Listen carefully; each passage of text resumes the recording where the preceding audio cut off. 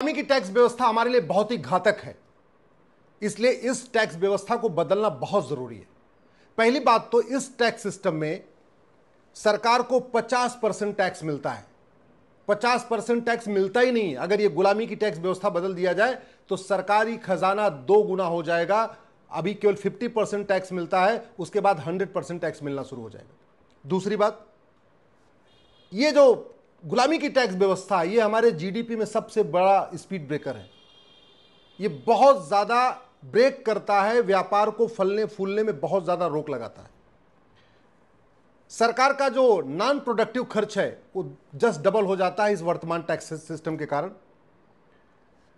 ये वर्तमान जो गुलामी का टैक्स सिस्टम है आर्बिट्रेरी है, इर्रेशनल है, अनकॉन्स्टिट्यूशनल है।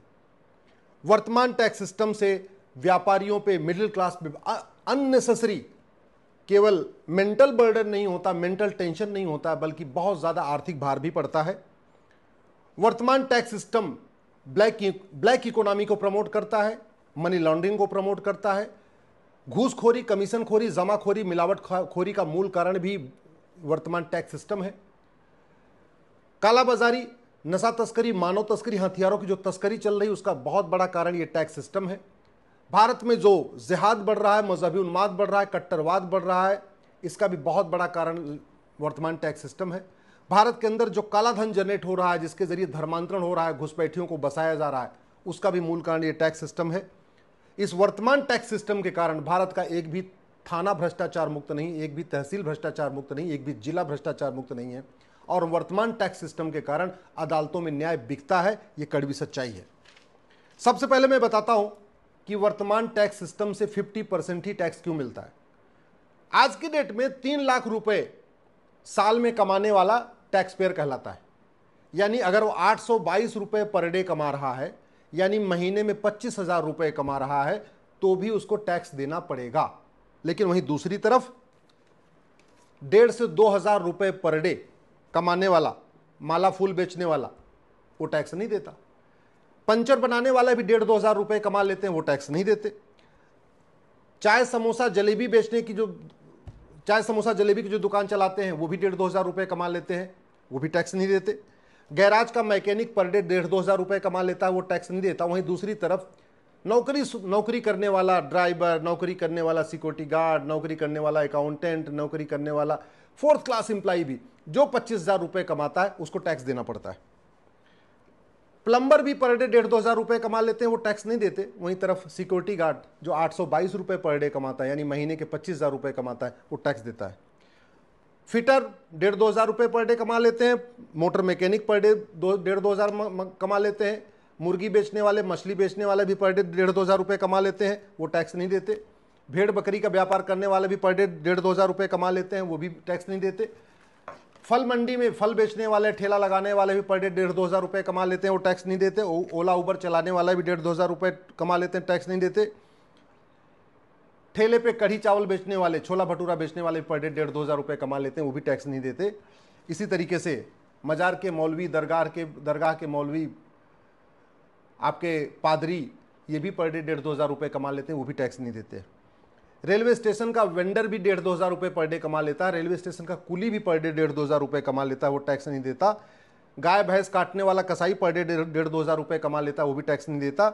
इसी तरीके से नशा तस्करी करने वाले, मानव तस्करी करने वाले, शराब तस्करी करने वाले, कबाड़ बीनने वाले, माओवादी, नक्सली, जिहादी, पत्थरबाज भी 1,500-2,000 रुपए कमा लेते हैं, टैक्स नहीं देते। तो सच्चाई तो ये है कि भारत में ऐसे करोड़ों लोग हैं पर डे 1,500-2,000 रुपए कमाते हैं, लेकिन टैक्स नहीं देते। और टैक्स नहीं देते, उनका रिकॉर्ड पे नहीं आता। रिकॉर्ड पे नहीं आते, उल्टा वो गरीबी का सर्टिफिकेट बना के गरीब और बने रहते हैं और सारी सरकारी योजनाओं का लाभ लेते हैं। और 3 लाख रुपए साल का कमाने वाला, यानी 25,000 रुपए महीने कमाने वाला, यानी 822 रुपए पर डे कमाने वाला बेचारा जो चपरासी है, जो होमगार्ड है, सिक्योरिटी गार्ड है, ड्राइवर है, जो भी नौकरी कर रहा है, वो टैक्स देता है। वहीं तरफ 2-2 हज़ार रुपए, 3-3 हज़ार रुपए, 4-4 हज़ार रुपए पर डे कमाने वाले टैक्स नहीं देते। इसलिए मैं कह रहा हूं ये वर्तमान टैक्स सिस्टम महाघटिया है। सरकार इस टैक्स सिस्टम के जरिए सरकार कभी 100% टैक्स ले ही नहीं सकती है। अल्टीमेटली जो ऑर्गेनाइज तरीके से काम करेगा वही टैक्स देगा, और जो अनऑर्गेनाइज तरीके से काम करेगा वो टैक्स नहीं देगा। अब इस टैक्स सिस्टम का नतीजा है कि ज्यादातर लोग अनऑर्गेनाइज काम करते हैं। टूर ट्रेवल का काम ऑर्गेनाइज तरीके से नहीं करना चाहते, और रजिस्ट्रेशन नहीं कराना चाहते। रजिस्ट्रेशन नहीं कराने चाहते तो ना जीएसटी देते हैं, ना इनकम टैक्स देते हैं, और अच्छा खासा कमाते रहते हैं। एक टूर ट्रेवल की आप कंपनी खोलिए तो आपको जीएसटी भी देना पड़ेगा 5%, और बाद में जो कमाई आएगी इनकम टैक्स भी देना पड़ेगा। आप कंपनी नहीं खोलते, आप घर में 10 गाड़ी रख लीजिए, जितने भाई हैं सब एक एक गाड़ी चलाइए, माता पिता के नाम पे गाड़ी खरीद लीजिए, बेटे के नाम पे गाड़ी खरीद लीजिए, पत्नी के नाम पे गाड़ी खरीद लीजिए, सबके नाम एक एक गाड़ी खरीद लीजिए, आराम से चलाते रहिए। और सबसे बड़ा होगा क्या, जब आप ऑर्गेनाइज्ड वे में टूर ट्रेवल का काम करेंगे तो आपको जीएसटी देना, इनकम टैक्स देना है, तो आप रेट कम नहीं कर पाएंगे। वहीं जो अनऑर्गेनाइज तरीके से चलाता है वो आपसे 1 रुपए पर किलोमीटर सस्ता भी चलाएगा, तब भी उसको फायदा है। इसलिए मैं कह रहा हूं, दूसरी बात, नॉन प्रोडक्टिव खर्चा बढ़ता है। आखिर income tax department non productive department है, GST department non productive department है। ये जो इनकम टैक्स डिपार्टमेंट है, जीएसटी है, वैट है, टीडीएस है, रोड टैक्स है, टोल टैक्स, ये करते क्या है? ये क्या मैन्युफैक्चरिंग कुछ करते हैं, कुछ हमारा प्रोडक्टिव काम करते हैं क्या, जीडीपी बढ़ाते हैं? नहीं, कुछ नहीं करते, केवल मुंशी वाला काम करते हैं, वसूली काम करते हैं। मैं ऐसा टैक्स सिस्टम बता रहा हूं जिसमें इसकी जरूरत ही नहीं है। सरकार को ऑटोमेटिक पैसा आएगा, ये मुंशीगिरी वाले काम की जरूरत ही नहीं है। ना इनकम टैक्स डिपार्टमेंट की जरूरत है, ना जीएसटी की जरूरत है, ना वैट, ना टीडीएस, ना टोल टैक्स, ना रोड टैक्स। इसका मतलब ये हुआ घर बैठे बैठे सरकार को ज्यादा पैसा भी मिलेगा, और ये जो डिपार्टमेंट चल रहे हैं नॉन प्रोडक्टिव, इनकी कोई जरूरत भी नहीं रहेगी। ये वर्तमान टैक्स सिस्टम आर्बिट्रेरी है, इरेशनल है, अनकॉन्स्टिट्यूशनल है। क्यों? क्योंकि फाइनेंस मिनिस्ट्री कहती है 3 लाख रुपए वाला 3 लाख रुपए साल में कमाने वाला अमीर है, उसको टैक्स देना पड़ेगा। और सोशल जस्टिस मिनिस्ट्री कहती है 8 लाख रुपए साल में कमाने वाला गरीब है, उसको रिजर्वेशन मिलेगा। भाई अगर 8 लाख कमाने वाला गरीब है उसको रिजर्वेशन मिलेगा, तो 3 लाख रुपए वाले से आप टैक्स क्यों लेते हो? पहले तो डिफिनीशन एक कर लो कि जो आदमी अमीर है उसको रिजर्वेशन मिलेगा, जो आदमी गरीब है, जो आदमी अमीर है उसको रिजर्वेशन नहीं मिलेगा, और जो गरीब है उसको मिलेगा। तो अगर 8 लाख रुपए पाने वाला गरीब है, रिजर्वेशन मिलेगा, तो 8 लाख रुपए पाने वाले पे टैक्स भी नहीं लगना चाहिए।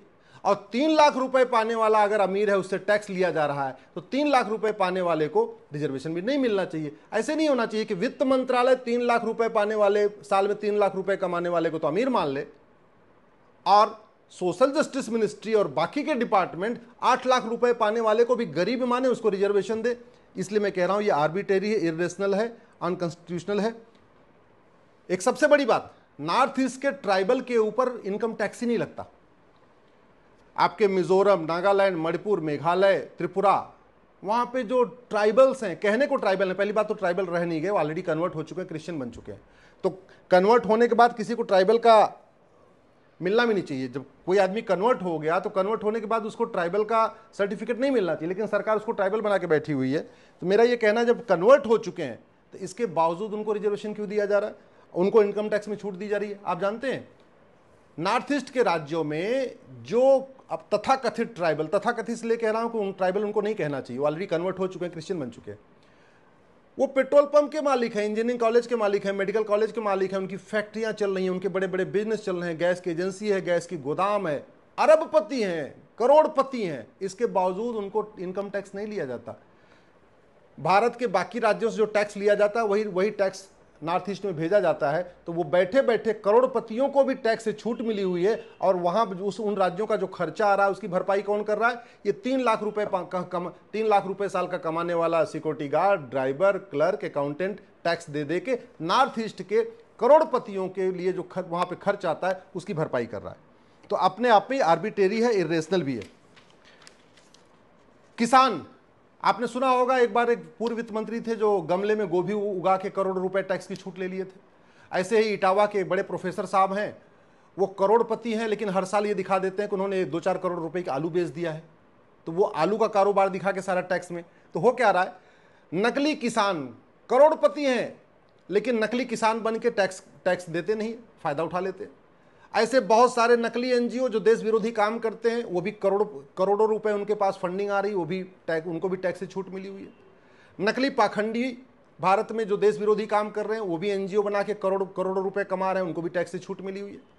माओवादियों की जितनी फंडिंग आती है, नक्सलियों की जितनी फंडिंग आती है एफसीआरए के जरिए, अलगाववादियों की जितनी फंडिंग आती है, जिहादियों की जितनी फंडिंग है, मिशनरियों की जितनी फंडिंग है, घुसपैठियों की जितनी फंडिंग है, वो डायरेक्ट इनडायरेक्ट या तो ब्लैक मनी के जरिए होती है। ब्लैक मनी के जरिए हो गई तब तो हवाला के जरिए हो गई, तो उसमें टैक्स देना नहीं है। और बैंक के जरिए भी होती है तो भी एनजीओ बना के उनको टैक्स से छूट मिली हुई है। इसलिए मैं कह रहा हूं ये वर्तमान इनकम टैक्स व्यवस्था बिल्कुल गड़बड़ है। अगर भारत की आप समस्याएं देखें तो भारत की 50% से ज़्यादा समस्याओं का मूल कारण वर्तमान टैक्स सिस्टम है। तो करना क्या है, सरकार सारे टैक्स खत्म कर दे, सरकार इनकम टैक्स खत्म कर दे, जीएसटी खत्म कर दे, टोल टैक्स खत्म कर दे, रोड टैक्स खत्म कर दे, इंश्योरेंस टैक्स खत्म कर दे, वैट खत्म कर दे, सारे टैक्स खत्म कर दे, कोई ज़रूरत नहीं।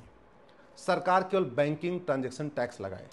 बैंकिंग ट्रांजैक्शन टैक्स के लिए थोड़ा सा होमवर्क करना पड़ेगा। सबसे पहले तो क्या करना पड़ेगा, क्योंकि सारा काम ऑनलाइन होना है, बैंकिंग से होना है, तो सबसे पहले ये जो चीटिंग करते हैं, फ्रॉड करते हैं, फोर्जरी करते हैं, साइबर फ्रॉड करते हैं, इसको गंभीर अपराध घोषित करना पड़ेगा। एक कानून बनाना पड़ेगा कि चीटिंग, फ्रॉड, फोर्जरी करने वालों की 100% संपत्ति जब्त होगी, उनकी सिटीजनशिप भी खत्म होगी, आजीवन कारावास, फांसी होगा। तो ऑनलाइन जो फ्रॉड वार्ड है अपने आप में बंद हो जाएंगे। दूसरा काम ये करना पड़ेगा, जिसके पास भी काला धन मिला, बेनामी संपत्ति मिली, ऐसी संपत्ति मिली, इसको 100% जब्त कर लेंगे और उसकी नागरिकता भी खत्म करेंगे, उसको आजीवन कारावास, फांसी देंगे। तो लोग इलीगल काम करना छोड़ देंगे। अब उसके बाद एक नोटिफिकेशन लाना है कि 100 रुपए से बड़े नोट बंद होंगे। 100 रुपए से बड़े नोट की जरूरत ही नहीं है। 100 जितनी बड़ी नोट होती उतना ज़्यादा काला धन, जितनी बड़ी नोट होती उतना ज़्यादा हवाला। तो जैसे 100 रुपए से बड़ी नोट बंद हो जाएगी तो 25% भ्रष्टाचार अपने आप बंद हो जाएगा। और 100 रुपए से बड़ी नोट की इसलिए ज़रूरत नहीं कि भारत में 80% लोग पर डे 100 रुपए से कम खर्च करते हैं। जो 20% 100 रुपए से ज़्यादा खर्च करते हैं उनके पास एटीएम, पेटीएम, भीम UPI, debit card, credit card है, तो उनको ज़रूरत ही नहीं। याद रखिए फायदा क्या है, सारे टैक्स खत्म हो चुके हैं। मैं उसका समाधान बता रहा हूं।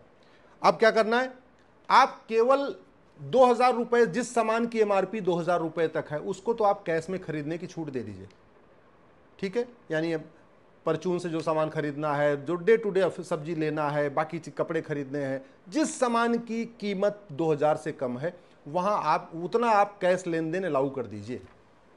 लेकिन जो जिस सामान की एमआरपी 2000 से ज़्यादा है, अगर किसी के घर का बिजली बिल 2000 से ज़्यादा आ रहा है, पानी का बिल 2000 से ज़्यादा आ रहा है, ट्रेन का टिकट 2000 से महंगा है, जो भी काम 2000 से महंगा हो रहा है, उसके लिए आप ऑनलाइन ट्रांजैक्शन अनिवार्य कर दीजिए कि अब वो कैश में नहीं होगा। और हो इसलिए सकता है क्योंकि भारत में 225 करोड़ बैंक खाते खुल चुके हैं, 130 करोड़ आधार खुल चुके हैं, गरीब से गरीब आदमी का भी बैंक खाता खुल चुका है। भारत में जो प्राइमरी स्कूल में, सरकारी स्कूलों में गरीब बच्चे पढ़ते हैं उनका भी अकाउंट खुल चुका है, उनका वजीफा उनके खाते में ही आता है, उनका आधार बना हुआ है। इवन जो मिड डे मील का पैसा भी बहुत सारे राज्यों में बच्चों के खाते में आता है। बहुत सारे राज्यों में जो बच्चों को यूनिफॉर्म मिलता है, जूता मोजा मिलता है, उसका भी पैसा सीधे सीधे बच्चों के बैंक खाते में आता है। तो गरीब से गरीब माँ बाप भी बैंक से जुड़ चुका है, गरीब से गरीब बच्चा भी बैंक से जुड़ चुका है। कोई ये नहीं कह सकता जी हमको बैंकिंग नहीं करना आता, हमको ऑनलाइन ट्रांजेक्शन करना नहीं आता, हमारे पास एटीएम नहीं है, ये तो चलेगा नहीं। भारत में 12 करोड़ लोगों को जो है ये जो किसान सम्मान निधि मिलती है वो गरीबों को मिलती है, और गरीब आदमी भी जाके बाकायदा बैंक जाता है, वहाँ से पैसा निकाल के लाता है, उसके पास भी रुपए कार्ड है। केवल इतना कर दिया जाए कि जितनी बार आप ट्रांजैक्शन करोगे आपको 1% एक्स्ट्रा देना पड़ेगा। कहने का मतलब अगर आप 100 रुपये का सामान खरीदोगे, पहली बात तो 100 रुपये में आप कैश में खरीद सकते हैं, ऑनलाइन करने की जरूरत ही नहीं है। लेकिन अगर आप करना भी चाहते हो तो आपको 101 रुपये देना पड़ेगा। आप 1000 सामान खरीदोगे तो आपको 1010 रुपये देना पड़ेगा। आप 1 लाख का सामान खरीदोगे तो आपको 1,01,000 देना पड़ेगा। लेकिन फ़ायदा क्या है, सारे टैक्स खत्म हो गए। तो बिजनेसमैन, व्यापारियों को न अपने ऑफिस में अकाउंटेंट रखना पड़ेगा, न उनको सीए रखना पड़ेगा, न उनको एक अकाउंट डिपार्टमेंट रखना पड़ेगा, कोई ज़रूरत ही नहीं। मिडिल क्लास के लिए फ़ायदा क्या है, जो हर साल उनको टेंशन हो जाती है, एडवांस टैक्स भरो फिर फाइनल टैक्स भरो, जो बार बार उनको टेंशन होती है वो खत्म हो जाएगी। व्यापारियों के लिए सबसे बड़ा फायदा कि ना इनकम टैक्स का इंस्पेक्टर आपके ऑफिस में आएगा, ना आपका जीएसटी इंस्पेक्टर आएगा, ना वैट का इंस्पेक्टर आएगा, कोई आएगा नहीं आपके ऑफिस में।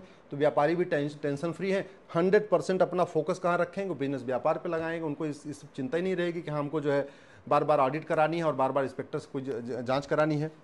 तो कहने का मतलब कि वर्तमान जो टैक्स व्यवस्था है इसको एबॉलिश करके एक नया बैंकिंग ट्रांजेक्शन टैक्स लागू किया जा सकता है, बहुत ही फायदेमंद होगा। सबसे बड़ी बात तो ये होगी कि हमारा बिजनेस व्यापार बढ़ जाएगा, और उससे भी जो बड़ा फायदा होगा, अल्टीमेटली जितने देश विरोधी काम होते हैं उनकी हवाला के जरिए फंडिंग होती है, उनकी काले धन से फंडिंग होती है। ये जो मैं बैंकिंग ट्रांजेक्शन टैक्स बता रहा हूँ इससे ब्लैक मनी कंप्लीट खत्म हो जाएगी, हवाला की फंडिंग रुक जाएगी। जब 100 रुपये से बड़ी नोट बंद हो जाएगी तो हवाला अपने आप बंद हो जाएगा।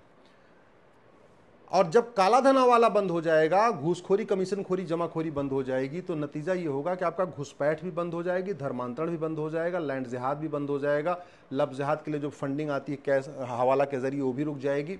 सबसे बड़ी बात यह कि कट्टरवाद, जिहाद, मजहबी उन्माद भी रुकेगा, माओवाद, नक्सलवाद भी रुकेगा, जितनी देश विरोधी गतिविधियां ये भी रुकेंगी, भारत का व्यापार बढ़ेगा, लोगों के ऊपर टेंशन खत्म होगा, सरकार का खजाना जस्ट डबल हो जाएगा। मैंने पहले ही बता दिया, सरकार अभी 50% लोग टैक्स ले पाती है, बाकी जो ज़्यादा कमाते हैं उनसे तो टैक्स ले ही नहीं पाती है। और पूरा का पूरा जो सेक्टर है वो सब ऑर्गेनाइज हो जाएगा। अनऑर्गेनाइज सेक्टर में जितने काम हो रहे हैं सब बंद हो जाएंगे। हर व्यक्ति जो जितना खर्च करेगा उतना टैक्स देगा, जो ज़्यादा सेविंग करेगा वो टैक्स नहीं देगा, जो ज़्यादा खर्च करेगा वो टैक्स देगा। जो ज़्यादा सेविंग करेगा, बैंक में पैसा रखेगा तो भी सरकार का फायदा, और जो ज़्यादा सामान खरीदेगा, बार बार ऑनलाइन ट्रांजेक्शन करता रहेगा तो भी टैक्स देगा, तो भी सरकार को फायदा। तो सरकार की बल्ले बल्ले हो जाएगी, बीच में इंस्पेक्टर राज खत्म हो जाएगा, व्यापारियों का शोषण बंद हो जाएगा। इसलिए मैं आपसे आग्रह करता हूं, इस वीडियो को अधिक से अधिक शेयर करिएगा, अपने फेसबुक, ट्विटर, इंस्टाग्राम पे डालिएगा। इस कोशिश करिए ये वीडियो कम से कम 1 मिलियन लोग जरूर देखें आपके माध्यम से। आप इस तरीके से इसको प्रसारित करिए, ये बहुत बड़ी क्रांति ला देगा, भारत को विश्व गुरु बनाने में बहुत बड़ी भूमिका निभाएगा। और हमने ये अगर ये 1 नेशन 1 टैक्स लागू कर दिया, बैंकिंग ट्रांजेक्शन टैक्स लागू कर दिया, तो मैं गारंटी के साथ कहता हूँ भारत में राम राज्य आ जाएगा।